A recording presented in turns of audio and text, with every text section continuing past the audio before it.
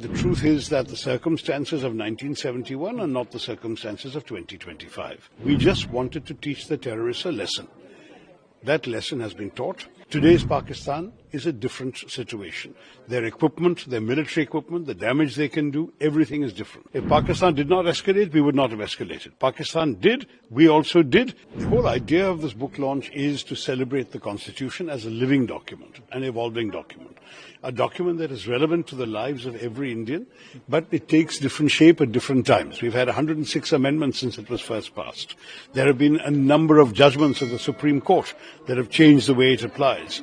There have been serious issues, disputes, cases going on.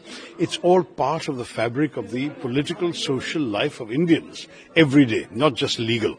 So it's a book that tries to demystify the Constitution for ordinary people. It's not written for lawyers, it's not written for constitutional scholars, but for you and me, just to appreciate what the Constitution means in our lives.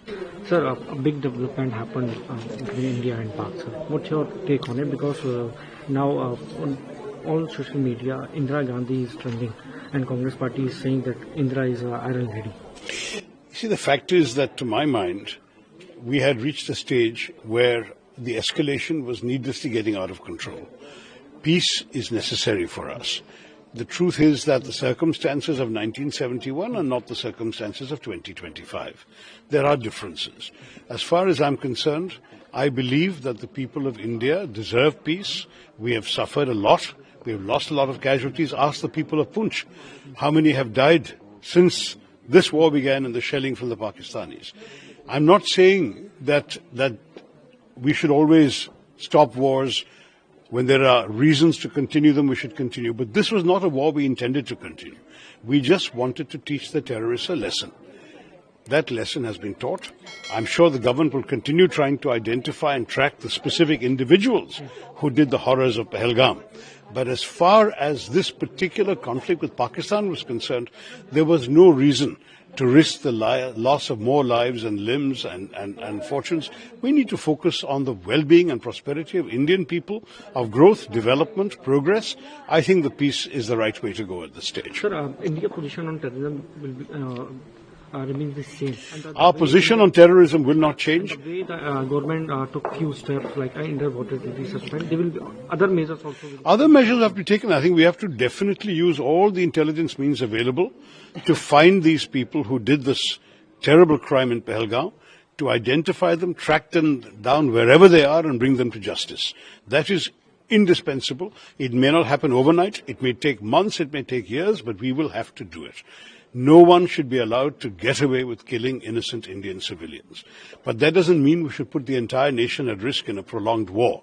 So I'm in favor of peace, but I do not in any way suggest that we should stop the quest to find these terrorists and bring them to justice. One last question, sir. Are you happy with Prime Minister Modi's step, and you're still missing Indira Gandhi ji?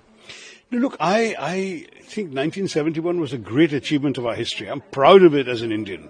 Indira Gandhi ji rewrote the map of the subcontinent, but the circumstances were different. Today's Pakistan is a different situation. Their equipment, their military equipment, the damage they can do, everything is different. And the circumstances of Bangladesh, we were fighting a moral cause to actually bring people to freedom and liberation. That was a completely different story.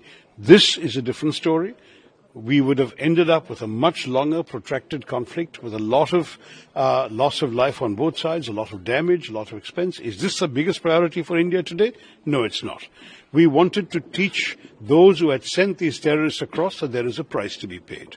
We still have to catch the individual terrorist perpetrators, but we do not need to tie the whole country down in a war.